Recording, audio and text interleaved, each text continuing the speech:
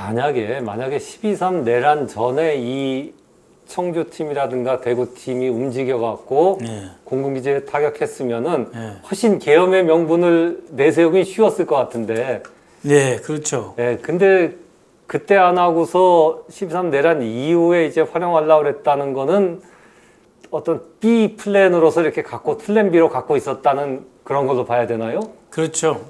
크게는 이제 우리가 이제 윤석열 반대 시위라든가 이런 데서 좀 폭력 사태, 무슨 돌을 든다든지 화염병을 쓴다든지 이러면은 바로 그냥 행안부 장관 통해 가지고 이제 경비 계엄으로 갔을 텐데 우리 당 지도부에서 계속 강조했거든요. 절대 평화 시위고 평화 집회 정해진 시간만 하고 다 해산하고 청소하고 끝나고, 그러니까 이 경비 계엄을 할 수 있는 명분이 없는 거예요.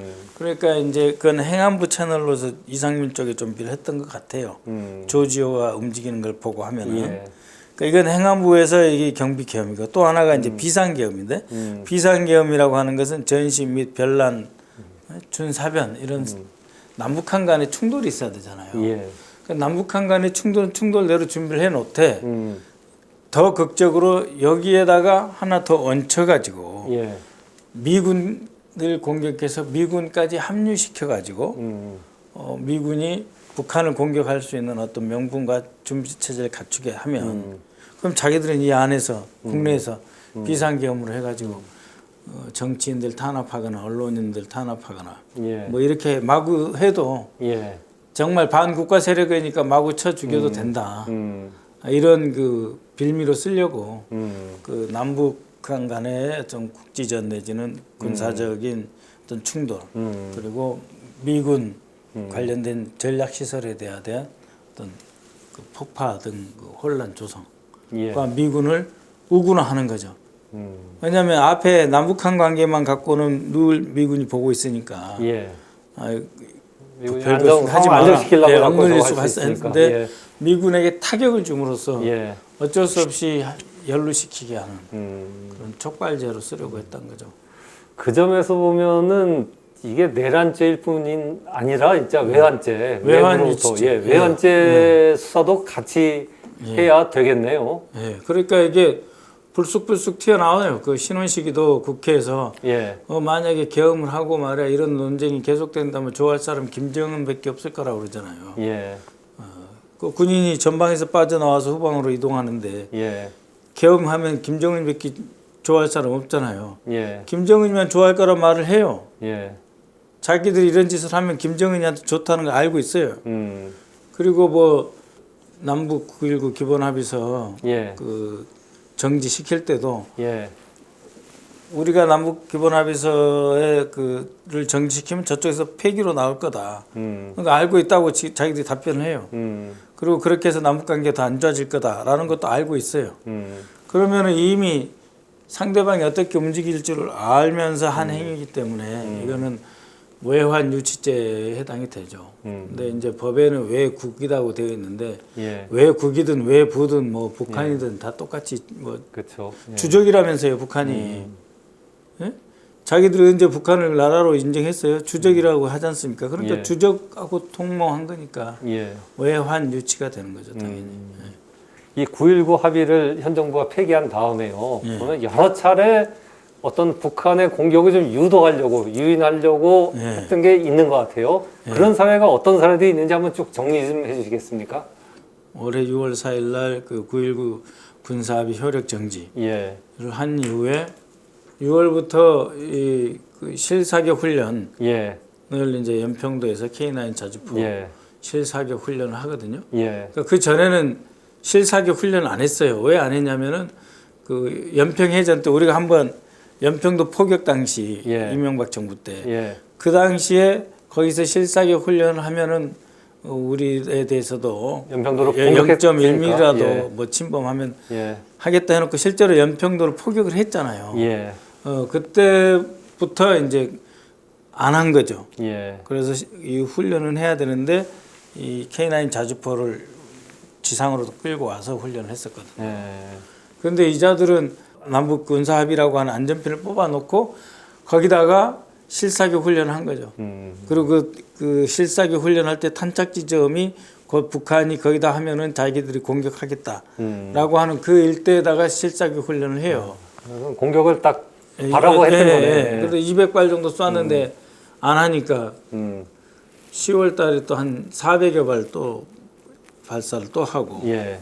그때 국정감사 기간인데 그 서해 북방 영토 수호하는 그 해당 부서 사령부의 참모장이 이 국정감사 출석을 안 했어요. 예. 출석하지 않은 이유가 뭐냐 그랬더니 이 작전 태세를 유지하기 위해서 안 왔다라고 그렇게 얘기를 합니다. 국정감사 기간인 10월 달에 계속 일이 일어나죠. 그러니까는 10월 9일 뭐 6일 뭐 이렇게 해가지고 드론을 평양에 보내서 10월 14일 날 문제가 됐지 않습니까? 북한에서 갑자기 우리한테 드론을 보냈다라고 김여정이 발표를 했지 않습니까? 예. 그때 이 김용현이도 이걸 몰랐던 것 같아요. 그래서 그날 밤에 법사위에 출석을 했다가 예. 잠깐 정의하고 확인을 했는데 자기들 우리가 안 했다 그랬거든요. 근데 그로부터 한 30분 뒤에 다시 신원식 안보실장 등 안보실 명의로 예. 확인해 줄 수 없다고 나와요. 그렇죠. 예. 그러니까 우리가 안 했다 그러면은 예. 사실관계를 확인하는 동안에 충돌을 가능성이 더 낮아지잖아요. 예. 근데 안 했다는 말을 하지 말고 야비한 북한의 행동에 대해서 우리가 일일이 답해 줄 수 없다고 오히려 자극적인 말을 해요.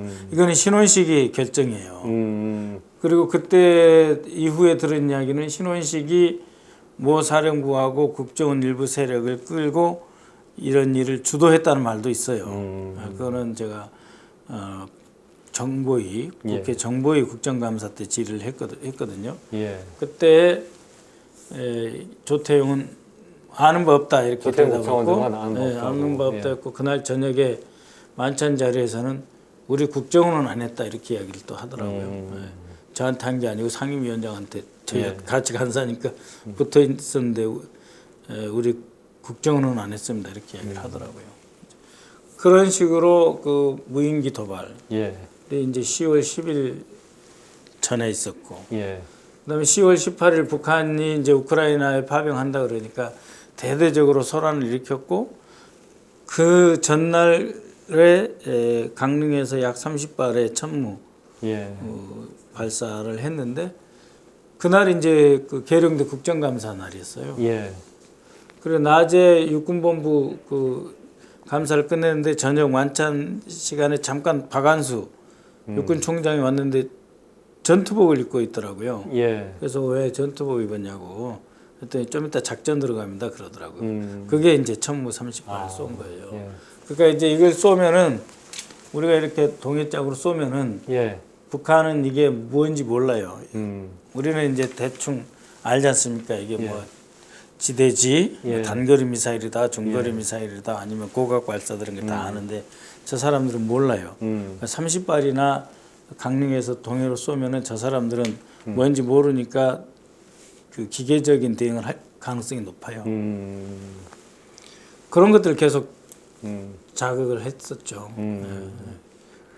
그런 거 보면은 북한 김정은이 굉장히 그 냉정하게 대응을 했던 셈이네요. 우리가 여러 차례 이렇게 북한의 도발을 좀 유인하는 그런 작전을 썼음에도 불구하고 북한은 전혀 그 움직이지 않았던 거니까요. 오히려 윤석열 정부보다는 북한이 좀 더 그 전쟁 문제에 대해서 좀 냉정했던 게 아닌가 하는 생각도 좀 듭니다. 그러니까 이제 그때 상황을 면밀히 주시했겠죠. 우리 군에서 저 사람들이 자기들끼리 뭐라고 하느냐 또 다 들여다 봤을 겁니다. 그래서 그때 북한은 이제 러시아에 그 파병해가지고 러시아로부터 뭐 경제 지원, 군사 지원, 뭐 과학 영농 지원까지 다 했어요.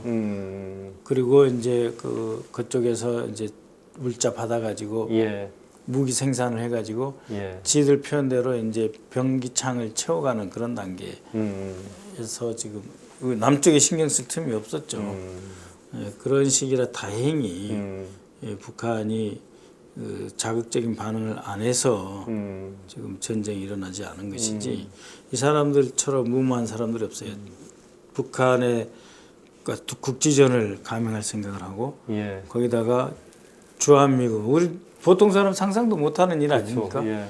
F-35가 우리가 얼마나 비싸게 산 비행기들인데 예. 거기에 우리 정비사들도 접근 못하는 구역이거든요. 그러니까 그런 부분들은 좀 뭐 어쨌든 진짜 전모가 다 밝혀져야지 지금 이렇게 그렇죠. 제보만 갖고는 계속 부인할 거 아닙니까? 근데 이것이 예. 갖고 있는 어떤 위급성과 중대성 예. 얼마나 심각한 일입니까? 예. 또 한미 동맹이 유지되기 위해서는 그렇죠. 예. 미군의 그 전략 자산에 대한 보호가 이루어야 되는데 오히려 이걸 정치적으로 악용하려고 한 거기 때문에 예. 가장 중요한 앞으로 수사의 대상이 되어야 할 겁니다. 그런 거 보면 진짜 북한과의 충돌을 야기해 갖고서 정치적 목적을 달성하려 한 거는 역대 정부도 사실 이런 정부가 보수 정부도 찾아보기가 어렵잖아요. 그러니까 총풍 유도하고 전혀 다른 거죠. 그렇죠. 예. 네. 그거는 대선 때 불리할 것 같으니까 북한에 선거에서 돈 이기기 주고 위해서 한 건데 총을 좀 몇 발 쏴달라라고 하는 거하고 이건 질적으로 다른 겁니다. 군의 주요 핵심 부대들이 다 동원돼서 뭐 네. 그래서 서해상부터 예.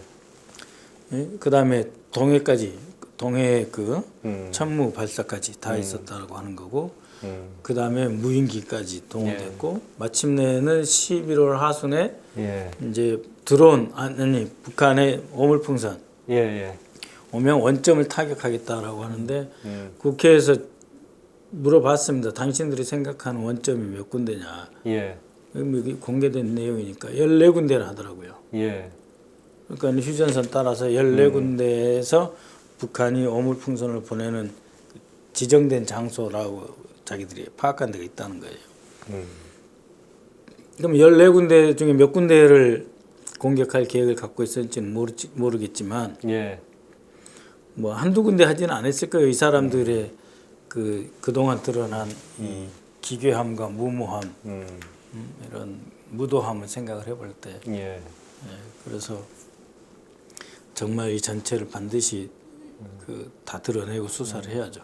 그때 그 합참의장이 그 원점 타격은 반대한 걸로 보도가 됐던데. 예, 합참의장은 안 된다 그랬어요. 합참의장은 그것은 안 된다.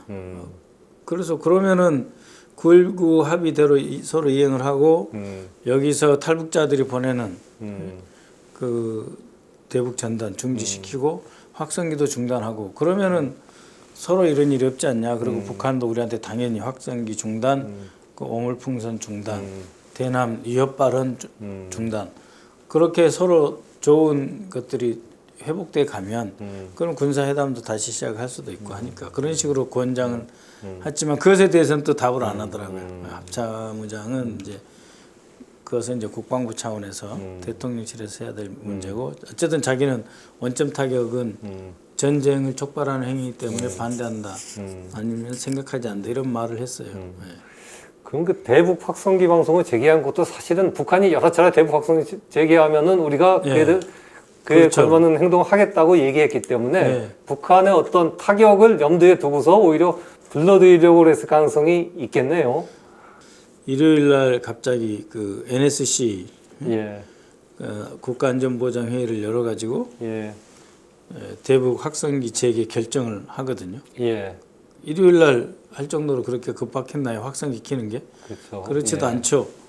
9.19 남북 군사합의서의 효력 정지를 하고 예. 북한이 파기선을 하니까 바로 대북 확성기를 틀겠다라고 하는 걸 일요일 날 발표를 할 정도니까 일련의 계획하에서 신원식과 안보실 내지는 대통령사에 쭉 해왔죠. 그러니까는 신원식은 전체적으로 뭐 이렇게 남북 긴장의 격화 예. 그런 속에서 그 극우 보수 정권이 계속해서 이 전국 주도권을 갖고 가는 데까지는 적극적인 역할을 했고 그를 통해서 이제 김영현 등이 이렇게 그 비상계엄과 같은 내란 변란을 추진할 수 있는 바탕을 깔아줬다라고 보시면 될 것 같아요.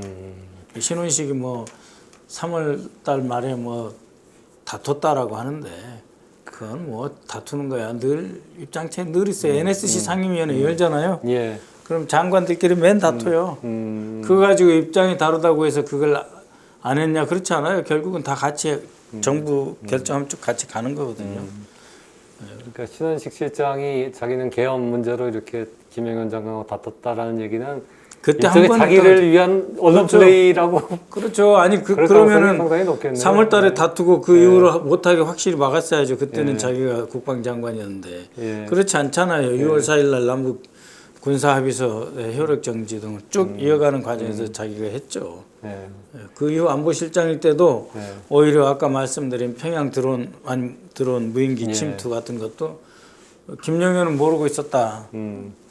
그리고 우리가 안 했다 쪽으로 말을 하려고 하는데 오히려 그걸 뒤집은 사람이 신원식이죠. 오히려 계엄의 주도권, 누가 이렇게 계엄의 주도권을 갖느냐고 둘이 그렇죠. 좀 이렇게 예. 경쟁했을 가능성도 상당히 있는 거 그럼요. 아닙니까? 성공했을 때 예. 이제 자신들의 입지가 달라지기 때문에 예. 오히려 이제 너는 왜 나하고 상의도 없이 대통령한테 계엄하면 찬성할 수 있는 그 자리에서 이야기하냐 나한테 미리 이야기하고 했어야지 뭐 그런 류의 말다툼일 수도 있어요. 그렇기 때문에 뭐 신원식이는 계엄을 반대했다 전혀 그렇지 않습니다.